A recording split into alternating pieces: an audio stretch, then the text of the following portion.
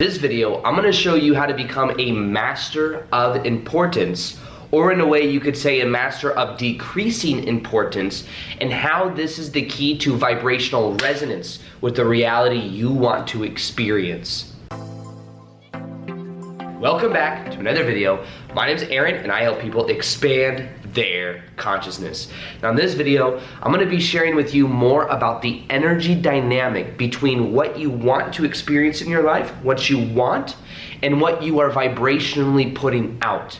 Because many times they're two different things when we are putting certain things into different categories of importance.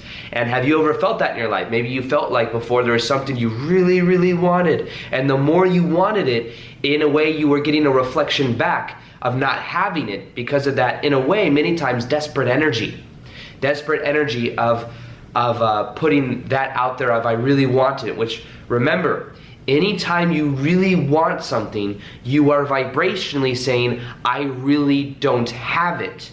Because if you had it, you wouldn't want it because it would be a natural part of your vibration. Now, I remember this especially back in like high school. If I really liked a girl, I would be thinking about her and I would, want to call her, the more I would put her on a pedestal in my mind, then when I would go to school the next day and I'd be around her, there'd be like this energy of like, she doesn't know how much I like her. And then what I would find out shortly after that is that energy was very repelling. So what you eventually learn, it's almost like why all, that saying like, girls like the bad guy, or however, 2020 now almost. But how they say that, it's like, there's the archetype of the bad guy, like the guy that wears the black jacket and walks around all cool, doesn't really care about anything, and then it's like people are attracted to that. Well, the idea behind that is when you don't care about it, in a way you're not making it important. And many times, even think about it in the dating world. Let's say a certain type of girl who's used to, or a guy, either way, that's used to a lot of people coming up to them and being like, you're so cool, oh my goodness, you're so amazing, why don't you just do this, go out with me or something like that. That's a desperate energy, and in a way, even they can vibrationally feel that it's putting them on a pedestal. They don't enjoy that. Maybe the first couple times they enjoy it, but after that it just gets annoying. The idea then is, who can be the most natural around me? And the person that's the most natural is going to be the one that they want to go out with. Who's the most natural? It's natural for them to be talking to them. It's not on a pedestal, because otherwise there's not that resistant energy going out that's very unattractive. Now I know we're talking about that mainly, I'm using the metaphor of the whole dating world because many of us probably have experienced that at some level before, really liking somebody, them feeling that resistance and absolutely repelling them. And this is why many times as well, energetically, have you seen it to where like maybe a boyfriend-girlfriend break up, or a boyfriend-boyfriend break up, or a girlfriend-girlfriend break up, and when they break up, what happens is one of them is very sad about it, thinking about the other one a lot, and then the other one's like, I'm just gonna do my thing over here. Maybe they're not even really talking. Maybe this one's trying to talk to this one a lot, but this one doesn't want anything to do with this one because it wants to just be single and stuff. Well, guess what happens? Then this one goes out with their friends, and eventually is like opening up and starting to forget about this one, and then this one can feel that this one's not thinking about them even longer. They haven't been putting them on a pedestal in their mind, and then they're like, hey, what's going on over here? Happens all the time because they can feel that energetic pull going away,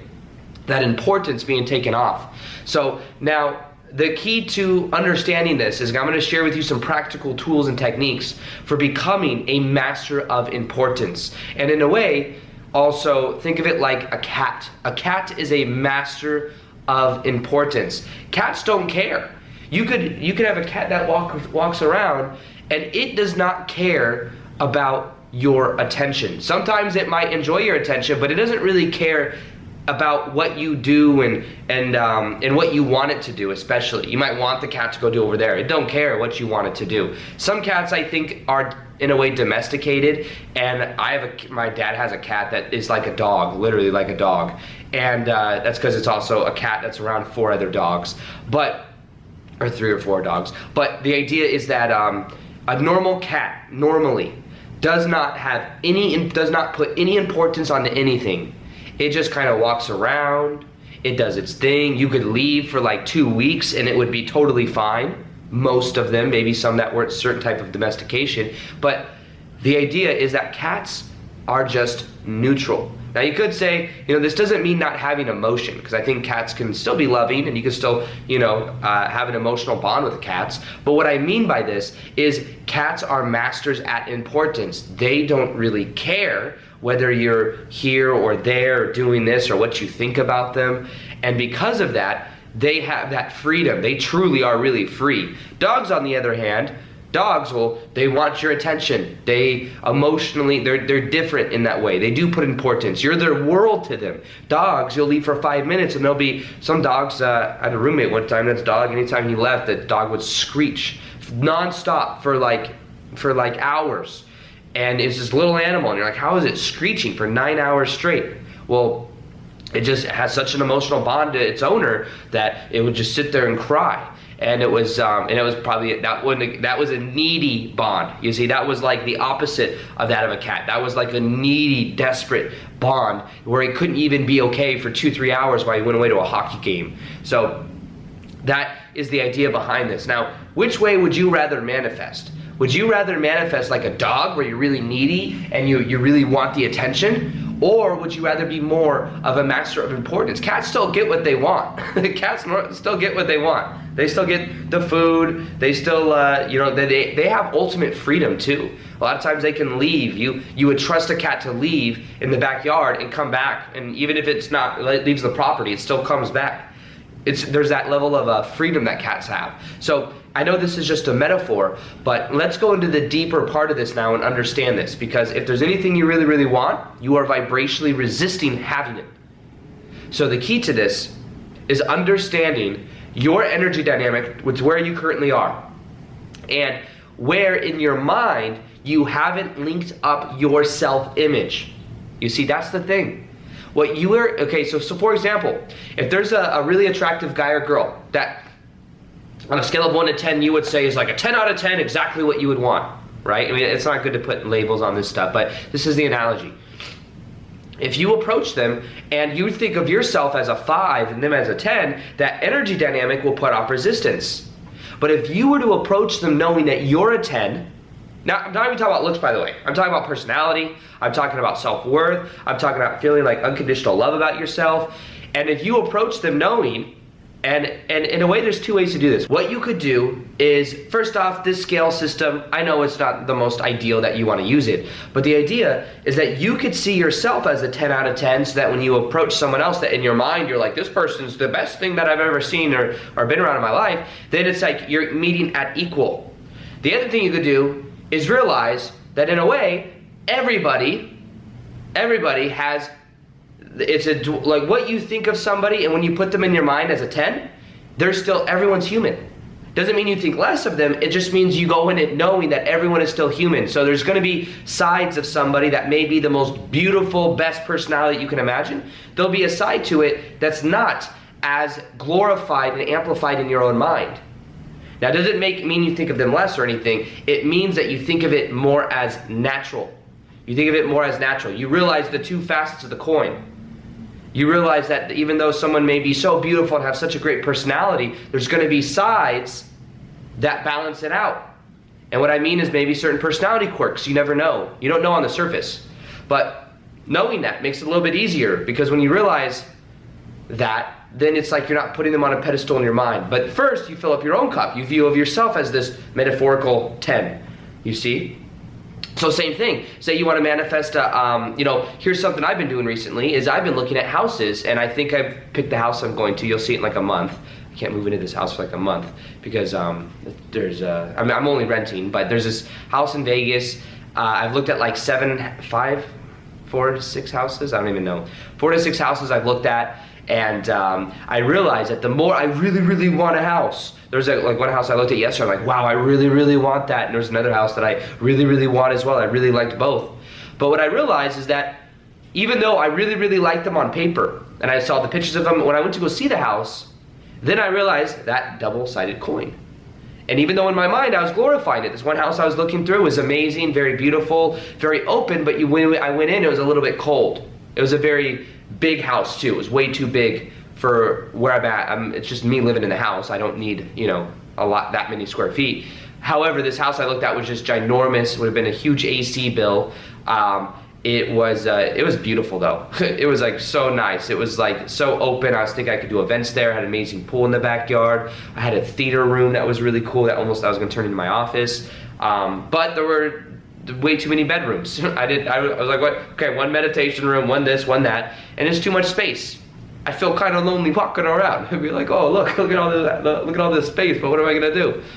So even though I looked at it in my mind, I was like, this could be amazing, there's two facet side to it, and when you realize that, and here's the thing too, I realized I was good either way. Whether I go with this house or not, I'm gonna find that I trusted in the universe. I trust in the process of the abundance, and having that trust knows I'm gonna find something else. So really, importance is as well is about trusting the process, knowing that you will get, if you set your intention on something, and I already intended to find the perfect house for me, that it will come about, and I need to trust that process. Now, that house I looked at yesterday, I also have another house that I've actually already been approved for and everything. I put down the deposit. I just haven't signed the lease yet, so I'm not contractually obligated to it yet. Because actually I haven't even seen the house yet. As crazy as it sounds, I saw the house and I was like, I know I want this house. And I just already applied, got approved and everything, and I go see the house today actually. So I'll let you know how that goes. However, what I realized though is even if for some reason this house fell through, because I gotta wait a month to move. So even though it's a beautiful house, this other house, it's in the perfect location, there's so many things that are right about it, I gotta wait till February 3rd to move in. And right now it is December 20 something. I gotta wait over a month because the tenant in it still has like a month left on their contract. I don't know why they put it on the thing, like the MLS thing, so a month and a half in advance, but they did. But it's a really nice house and I like it. However, the point is I need to focus that I'm good either way, whether the house goes through or not, because I can trust that process. Now, importance comes from the ego trying to control things and the ego comparing itself. So the ego's like, that's very, very important, and the it's also saying, I'm not at that level already. But if instead you realize that you are 100% whole and complete, and you realize you're good either way. That's something I had to realize, even with this house hunting. Even when I remember when I first, there's times when I get into a relationship that the first couple months, I realized that I really I'm a kind of person that when I do something, I'm decisive and I do it. Like with YouTube, I decided I'm gonna make daily videos on YouTube and I do it. Every single day for 3 years I do it. That's kind of my personality. But even in a relationship, it's like, okay, we're gonna be together, I'm there, you know what I mean? And in my mind, sometimes I can end up resisting and kind of putting the relationship on a pedestal, hoping everything goes away. My ego likes to control things. Sometimes I'm like a control freak with certain things. And the more I become aware, and I think it's because I've gotten myself to a certain level of success by controlling my willpower, so that's how I also do other things in my life, not knowing that I can also trust the process, trust it to organically unfold. And the more you realize you're good either way, is the more you are more like a cat. If you want to be more like a cat, realize you're good either way. Whether you do this or whether you do that. If the owner of a cat goes or leaves, it don't care. And if you are good either way, it doesn't mean you don't have any emotion. It just means you trust the universe and you know that you're okay one way or the other. If I don't get this house or whatever it is, I know that the perfect house will become available. The perfect house will be in front of me. And when it does come though, then I go for it. Doesn't mean I'm like, oh, whatever, it'll be there in 3 months. There's an understanding that you can trust the process. You have a certain vision for the direction you're going in, and that you're good either way. And make sure that I shared everything that I wanted to. And they say in general, I was at a Tony Robbins conference the other day. This little poster board right over here is from this thing that we make going to Tony Robbins.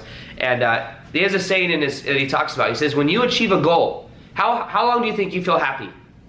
And he had everyone raise their hand. 6 months, 5 months, 4 months, 3 months, 3 weeks. It turns out that when you achieve a goal, and I know this from experience, when I was like, oh, we just hit 800,000 on YouTube. It's a great accomplishment. I'm very happy. I'm very excited to have all of you here. However, in the mind, it's like, that would be so amazing. But when it comes, it's just natural. You see? And maybe it feels cool for an hour or two, but then eventually the mind looks for more. The mind's looking for other things to do. Now the key is knowing that when you hit a goal, what was generally decided in the audience of 5,000 people is that when you hit a goal, somewhere between 3 hours and 3 weeks is how often you feel that accomplishment of that goal. That's it. So when you talk about importance, you talk about if I were to move in this most amazing house, I'll move in the most amazing house, and guess what? After 3 weeks, it'll become natural. I'll be in my daily routine. It'll maybe be a very comfortable place, but it will be natural. You see, so you get into a new relationship, it's amazing, but then guess what? There's certain things that come up that make it natural. It doesn't mean it's bad, it just makes it more natural. So be more like a cat and realize it can be natural. Now, I do have a meditation as well that is on the process reality transurfing. It's on decreasing importance. It will show you and help you to make your vision natural for you, to make it something that vibrationally resonates. It's a very powerful meditation. It's actually the one when I first met my assistant, he told me, he's like, the most powerful meditation I've done of yours is the decreasing importance, with the visual where I'm in the living room, and I'm like, oh, that's so cool. So it's in the top description box below. Listen to it for 21 days, watch how it changes your life. Other than that, be like a cat. Peace, much love, and namaste.